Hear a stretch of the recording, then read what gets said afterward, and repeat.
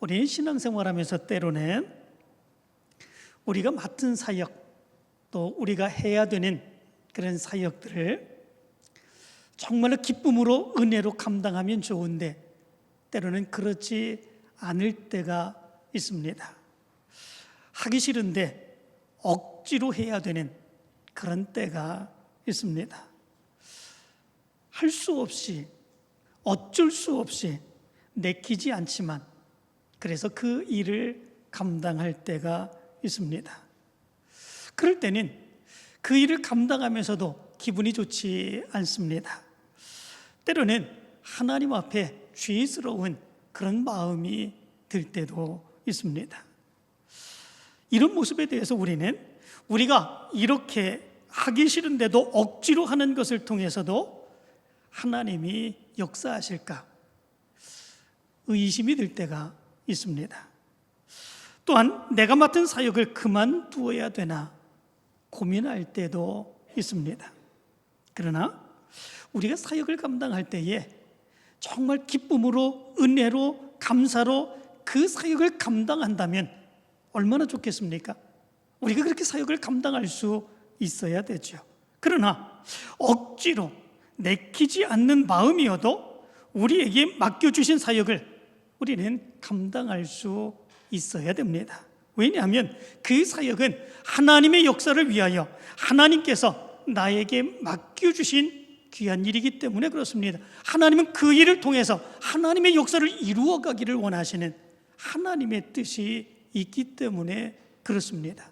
그렇기에 우리는 때로 억지로지만 또 내키지 않지만 우리가 그 사역을 감당할 때가 있어야 됩니다. 오늘 성경 요나서의 말씀을 통해서 우리는 그런 사실을 분명하게 깨달을 수 있게 됩니다. 요나서의 말씀 가운데 보면 하나님이 요나를 부르시고 그 요나에게 사역을 맡겨주시죠. 너는 일어나 저 큰 성읍 니느웨로 가서 그것을 향하여 외치라. 그 악독이 내 앞에 상달되었음이니라 말씀합니다. 그러나 요나는 그 사역을 감당하기를 원하지 않는 그런 모습들이 있게 되죠. 니느웨는 그 당시에 이스라엘 땅에서 약 800km나 떨어진 엄청난 먼 거리에 있기도 했습니다. 뿐만 아니라 당시 아시리아의 수도가 니느웨인데 그 니느웨는 이스라엘 백성들과 원수의 적대적인 감정을 가지고 있는 그런 나라였기 때문에 그렇습니다. 그렇기에 차라리 이 니느웨를 하나님께서 멸망시켜버리고 심판하시는 것, 그것이 요나에게 있어서는 더 원하고 바라는 그런 일이었기 때문에 그렇습니다. 그래서 요나는 하나님의 낯을 피하여 도망을 가게 되는 그런 모습들이 있게 되지요. 니느웨와 정반대의 지역인 다시스라고 하는 곳으로 도망을 하게 됩니다. 도망하는 중에 하나님께서 바다에 큰 풍랑을 일으키게 되지요. 요나는 배 밑으로 내려가 잠을 자고 있었는데 그를 깨워서 너의 신에게 기도하라 얘기를 하게 됩니다. 그러나 그럼에도 불구하고 엄청난 풍랑으로 인하여 배가 파손될 위기에 처하게 되는 그런 모습들이 있게 되지요. 그 모습이 누구의 책임인가? 제비를 뽑게 됩니다. 그리고 그 제비 뽑는 가운데 요나가 뽑히게 되죠. 결국은 요나는 바다로 던져지게 되는 그런 모습들이 있게 됩니다. 그러나 그때에 하나님이 큰 물고기를 준비하셔서 이제 물고기 뱃속으로 들어가게 되는 그런 모습들이 있게 됩니다. 요나는 물고기 뱃속에서 3일을 거하게 되는 그런 모습들이 있게 되죠. 그리고 거기에서 하나님 앞에 회개하는 그런 모습들이 있게 됩니다. 회개할 때에 하나님께서는 물고기에게 명령하셔서 육지에 토하게 하시는 그런 모습들이 있게 됩니다. 그리고 하나님은 다시 요나에게 나타나시며 명령하시죠. 일어나 저 큰 성읍 니느웨로 가서 내가 내게 명한 바를 그들에게 선포하라 말씀합니다. 그런데 니느웨는 작은 성읍이 아니었습니다. 아주 큰 성읍이었습니다. 3장 3절의 말씀 가운데 보면 니느웨는 사흘 동안 걸을 만큼 하나님 앞에 큰 성읍이었더라 말씀해주고 있습니다. 니느웨는 그 당시에 성읍의 둘레만 96km에 달하는 그런 큰 성읍이었다고 그럽니다. 그리고 그 성의 두께가 마차 3대가 동시에 달릴 정도로 그렇게 큰 두께를 가지고 있는 성벽을 가지고 있었다고 그럽니다. 그리고 그 성읍의 사람이 요나서 4장 11절의 말씀 가운데 보면 좌우를 분별하지 못하는 자가 12만 명이다.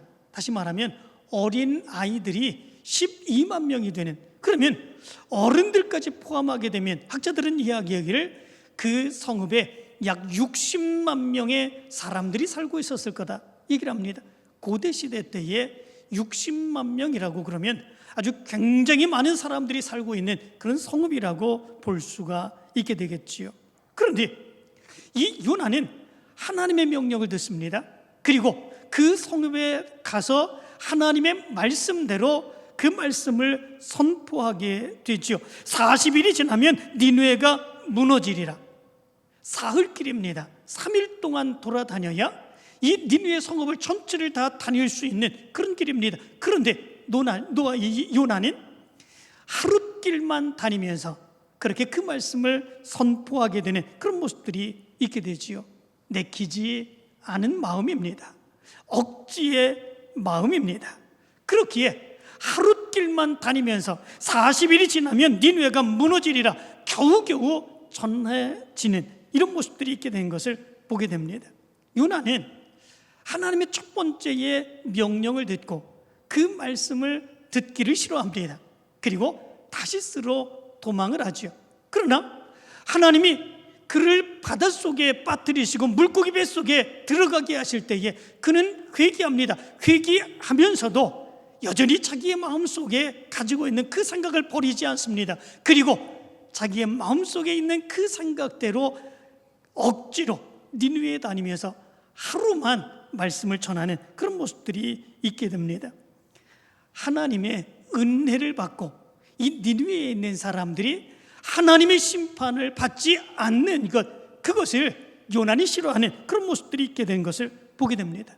그렇다면 요나가 이렇게 사역을 감당했는데 기쁨으로 은혜로 그 사역을 감당한 것이 아니라 억지로 어쩔 수 없어서 할 수 없어서 내키지 않은 마음으로 그렇게 하나님의 명령을 준행하는 그런 모습들이 있었는데 그렇게 사역을 감당해도 하나님은 역사하실까? 이런 생각을 해봅니다.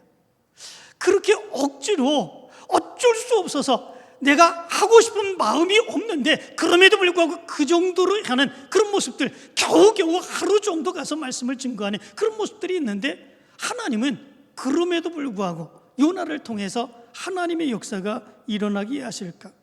그런데 오늘 성경 말씀 가운데 보면 이 요나가 억지로 그 사역을 감당했음에도 불구하고 하나님의 놀라운 역사가 이 니느웨 성에 나타나게 된 것을 보게 됩니다. 요나의 생각과는 정반대의 모습이 그들 가운데 나타나고 그들이 회개하고 통회하고 하나님 앞에 나오게 되는 이런 역사가 일어나게 되었던 것을 보게 됩니다. 오늘 성경 말씀 가운데 보면 회개의 그 역사를 3가지로 이야기해 주고 있는 것을 보게 됩니다. 첫 번째는 5절과 6절입니다. 5절과 6절이 이렇게 말합니다. 니느웨 사람들이 하나님을 믿고 금식을 선포하고 높고 낮은 자를 막론하고 굵은 비옷을 입은지라 그 일이 니느웨 왕에게 들리매 왕이 보좌에서 일어나 왕복을 벗고 굵은 비옷을 입고 제위에 앉으니라 이렇게 말합니다. 요나가 억지로 어쩔 수 없이 내키지 않는 마음을 가지고 하룻길을 다니며 말씀을 전했는데 그런데 놀라운 역사가 일어나게 되었죠. 굵은 비옷을 입었습니다. 이 굵은 비옷은 누군가 죽을 때에 입는 그런 옷입니다. 상복이지요. 죽을 수밖에 없는 그런 것이 바로 우리의 모습이다 라고 하는 것을 의미해 주고 있는 거죠. 제 위에 무릎을 꿇고 앉았습니다. 이것은 심판을 받을 수밖에 없는 우리의 모습입니다 라고 하는 것을 고백하는 그런 모습들이지요. 음식을 먹지 아니하고 금식을 하였습니다. 우리는 음식을 먹을 가치조차도 없는 그런 존재자입니다 라고 하는 것들을 고백하고 있는 거죠. 그들은 모두 하나님 앞에서 멸망을, 심판을 피할 수밖에 없는 존재들이라고 하는 것을 그들이 회개하고 고백하고 있는 것을 보게 됩니다. 그리고 7절은 이렇게 말합니다. 사람이나 짐승이나를 막론하고 아무것도 입에 대지 말라 선포하게 되는 그런 모습들이 있게 됩니다. 왕과 그 대신들이야 그 모든 사람들이 짐승이나 소떼나 양떼나 아무것도 입에 대지 말고 먹지도 말 것이요 물도 마시지 말라고 그렇게 선포하고 있는 것을 보게 됩니다. 먹고 마실 수 있는 가치조차도 없는 우리들임을 분명하게 고백하고 있게 되지요. 그리고 세 번째는 그들의 삶의 모습을 즉각적으로 바꾸라고 요구하고 있는 것을 보게 됩니다. 8절은 이렇게 말합니다.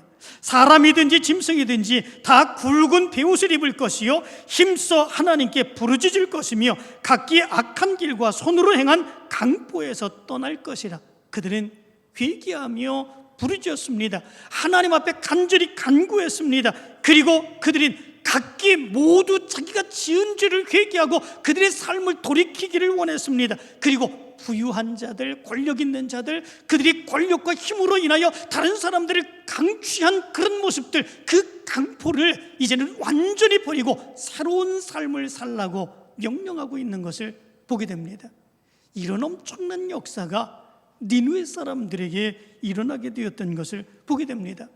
이렇게 니느웨 사람들은 왕과 그 사람들 그리고 그 짐승에 이르기까지 모두 요나가 원하지 아니한, 그래서 억지로 말씀을 증거한 그런 모습 가운데에 하나님의 놀라운 능력의 역사가 그들 가운데 나타나게 되고 그들이 회개하고 변화되는 그런 놀라운 역사가 나타나게 되었습니다. 그리고 그들이 원한 것이 무엇이었습니까? 9절의 말씀 가운데 보면 이렇게 말합니다.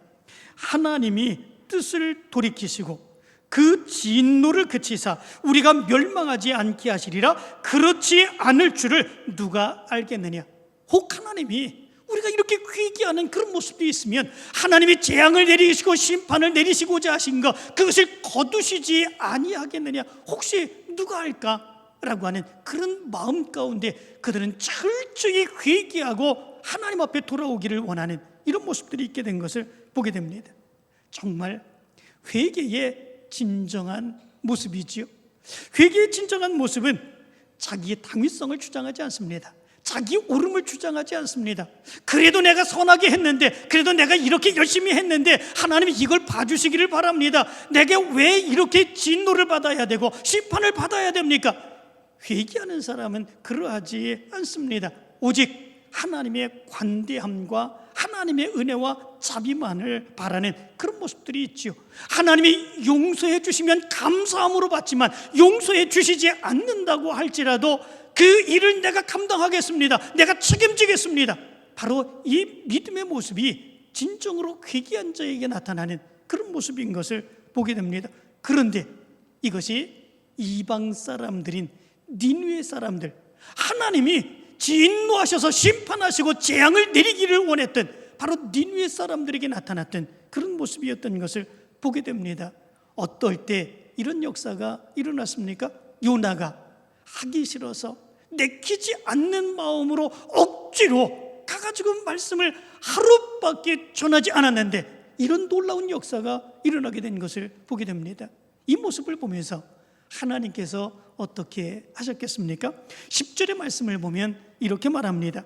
하나님이 그들이 행한 것 곧 그 악한 길에서 돌이켜 떠난 것을 보시고 하나님이 뜻을 돌이키사 그들에게 내리리라고 말씀하신 재앙을 내리지 아니하시리라. 이렇게 말씀해 주고 있습니다. 하나님의 마음이죠. 하나님이 심판을 선포하게 하시는 그 모습은 저들을 진짜로 심판하시고자 하시는 그 모습이 아닌 거지요. 저들이 깨닫고 하나님께 돌이킬 때에 하나님께서는 그 모든 죄를 용서해 주시고 다시 받아주시기를 원하시는 하나님의 마음, 하나님의 뜻이 여기에 있는 것을 보게 됩니다. 그렇다면 이런 놀라운 역사가 어떻게 일어날 수 있게 된 것이겠습니까?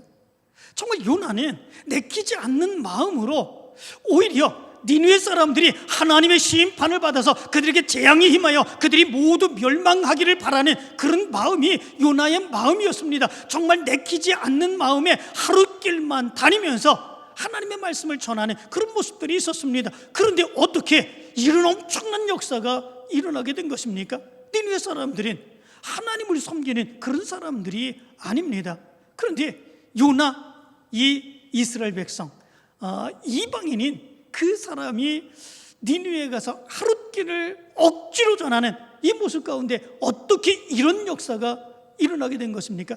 요나가 능력 있는 사람이었기 때문에 그렇습니까? 요나의 그 메시지가, 하룻길을 다니면서 전했던 그 메시지가 그 모든 사람들을 회개하고도 남음이 있는 엄청난 메시지였습니까? 그가 능력 있는 그런 사람이었기 때문에 그렇습니까? 사실은 그것이 아니지요. 그렇게 역사하신 것은 하나님의 역사이죠. 요나는 억지로 그 말씀을 증거하는 그 모습이 있었지만 하나님께서는 억지로 전한 그 말씀 가운데 하나님의 능력의 역사, 하나님의 계획하심의 역사, 하나님이 뜻을 이루시고자 하시는 하나님의 능력의 역사를 그들 가운데 임하게 하시는 하나님의 역사가 있게 된 것이죠.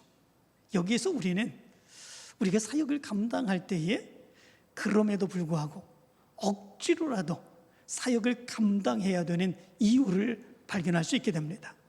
왜냐하면 하나님이 우리에게 원하시고 우리에게 직분을 주시고 우리에게 사명을 주셔서 그 사역을 감당하게 한 것은 내가 원해서 그 사역을 감당하게 한 것뿐만 아니라 하나님이 원하셔서 하나님의 뜻을 가지시고 하나님이 그 말씀을 주시며 감당하게 하시는 하나님의 역사이기 때문에 그렇습니다. 그렇기에 그것은 하나님이 원하시는 일입니다. 하나님이 뜻하시는 일입니다. 그 모습에 대해서 내 마음이 원한다고 내 감정이 그것이 좋게 보이지 아니한다고, 때로는 내가 그렇게 행한다면 다른 사람들이 나에게 뭐라고 그런다고 그 일을 그만둘 수 있는 일이 아니다라고 하는 것을 알 수 있게 됩니다. 하나님의 일입니다. 하나님이 나에게 맡겨주시며 내가 그 일을 행하는 것을 통해서 하나님의 놀라운 능력의 역사를 이루시기를 원하시는 바로 그 일이다라고 하는 거죠. 그렇기에 우리는 억지로라도 하나님이 내게 원하셨기에 그 사역을 감당할 수 있어야 된다라고 하는 거죠. 뿐만 아니라 우리가 억지로라도 그 사역을 감당해야 되는 그 이유는 무엇이겠습니까? 그 일의 결과는 내 힘과 내 능력으로 나타나는 결과가 아니기 때문에 그렇습니다.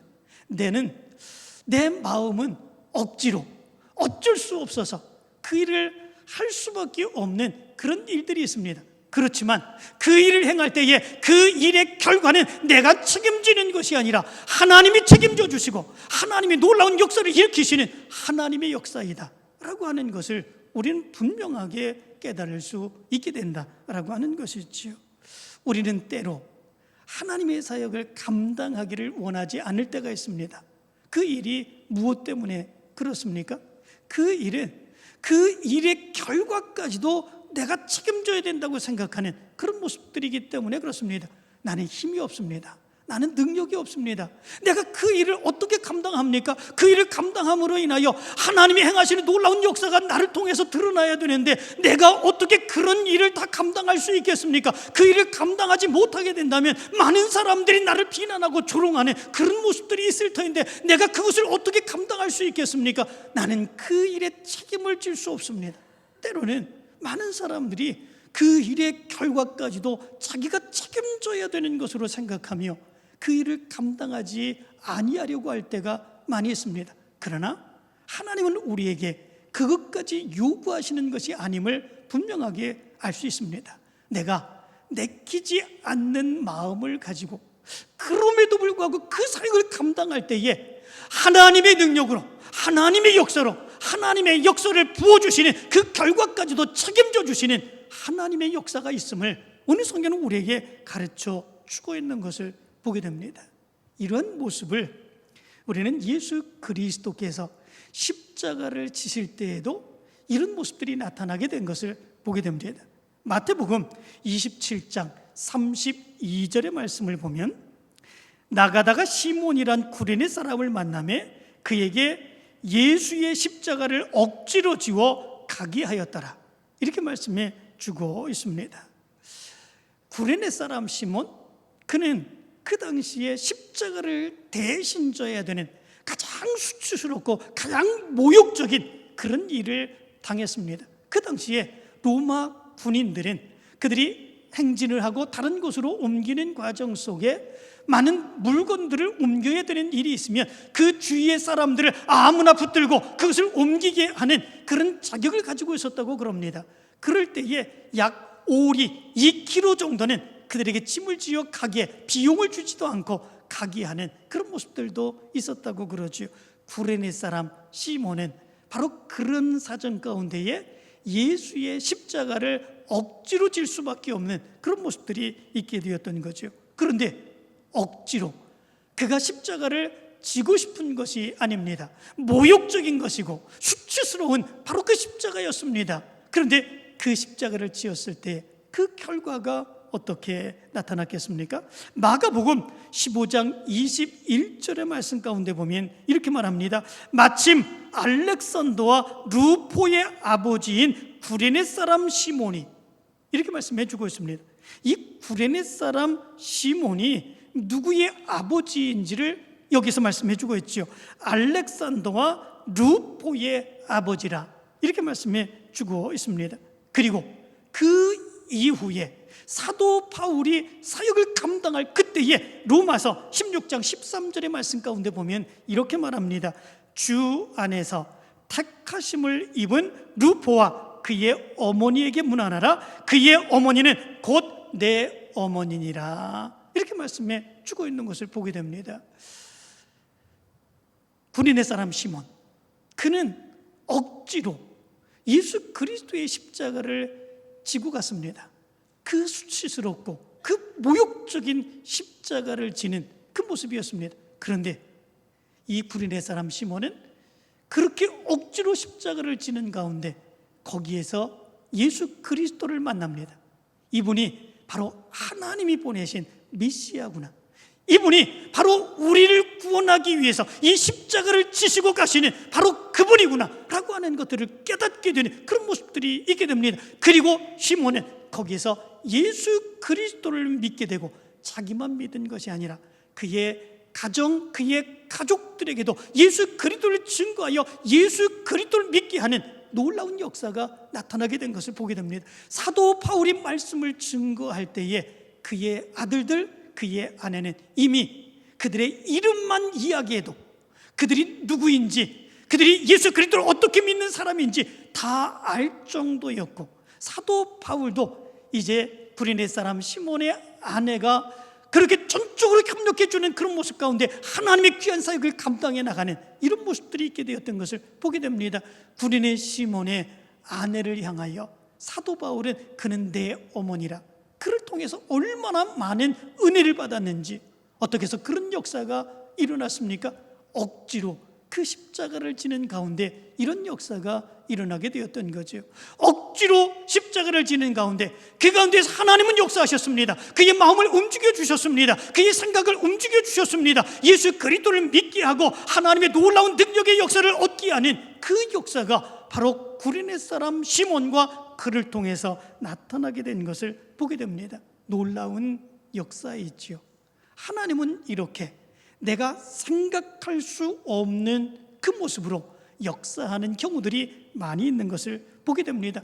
하나님의 역사는 내가 일으키는 것이 아닙니다. 그 결과를 내가 책임지는 것이 아닙니다. 하나님이 역사하시는 것입니다. 하나님이 변화시키시고 하나님이 역사하시면서 놀라운 능력의 역사를 보여주시고 하나님이 감당하게 하시는 하나님의 역사를 이루시게 하는 것입니다. 그것이 하나님이 행하시는 역사이지요. 그렇다면 여기서 우리는 이런 생각을 해볼 수 있게 됩니다. 하나님의 사역을 감당할 때에 은혜와 기쁨과 감사로 그 사역을 감당한다면 그러면 어떤 일들이 일어날 수 있을까? 억지로 내키지 않는 마음 가운데에 그 일을 감당해도 하나님께서는 놀라운 능력의 역사를 일으키셔서 이렇게 놀라운 역사, 우리가 생각할 수 없는 그런 역사를 하나님이 일으키시는데, 그런데 나를 향한 하나님의 역사가 있음을 믿으며 은혜와 감사로, 기쁨으로, 적극적으로 뜨거운 믿음의 열망을 가지고 우리가 그 사역을 감당해 나간다면 하나님은 어떻게 역사하실까? 사도 바울은 고린도후서 12장 15절에서 이렇게 말합니다. 내가 너희 영혼을 위하여 크게 기뻐함으로 재물을 사용하고 또 내 자신까지도 내어주리니 너희를 더욱 사랑할수록 나는 사랑을 덜 받겠느냐. 사도 바울은 그가 하나님께서 그를 택해 주시고 변화시켜 주시고 하나님의 사역을 감당하게 해주신 그 은혜와 감격을 가지고 그 사역을 감당했습니다. 그 은혜와 감격이 너무 커가지고 자기에 있는 모든 재산을 허비하며 나눠주며 하나님의 사역을 감당했습니다. 그리고 그렇게 사역을 감당하는 그런 마음 가운데에 내가 내 자신도 다 내어주고 너희를 더욱더 사랑하면 그러면 나는 하나님으로부터, 예수님으로부터 덜 사랑을 받겠느냐? 아니다. 오히려 더 큰 사랑을 받아서 하나님의 더 놀라운 능력의 역사가 나타날 줄 믿는다. 사도 바울은 바로 그런 믿음을 가지고 사역을 감당했던 것을 보게 됩니다. 그 모습을 통해서 어떤 역사가 일어났습니까? 사도 바울에 대해서 그렇게 비난하는, 그렇게 비난하며 그리고 사도 바울을 무시했던 고린도 교회 성도들이 회개하는 역사가 나타납니다. 그리고 그들이 사역을 감당하는 역사가 나타납니다. 사도 바울처럼 복음을 증거하는 그런 역사가 그들을 통해서 드러나게 되고 교회와 그리고 복음의 역사가 전 세계로 증거되는 놀라운 역사가 일어나게 되는 것을 보게 됩니다. 정말로 기쁨과 은혜와 감사함의 모습으로 우리가 사역을 감당해 나간다면 하나님의 더 큰 역사가 우리를 통해서 드러나게 된다고 하는 사실을 얘기해 주고 있는 것을 보게 됩니다. 이 시간에 오늘 말씀을 한번 생각해 보시기를 바랍니다. 억지로 할 수 없어서 내키지 않는 마음으로 40일이 지나면 니느웨가 무너지리라. 이 요나는 그 말씀을 증거했습니다. 그런데도 불구하고 하나님은 그 재앙을 거두시며 하나님의 놀라운 역사를 부어주셨습니다. 그렇다면 우리가 우리에게 맡겨주신 그 하나님의 사역, 기쁨과 은혜와 감사로 더 열심으로 열정을 가지고 사역을 감당해 나갈 때에 어떤 역사가 일어날 수 있겠습니까? 그때 일어났던 그 역사보다도 더 큰 역사가 우리를 통해서 일어나게 되지 않겠습니까?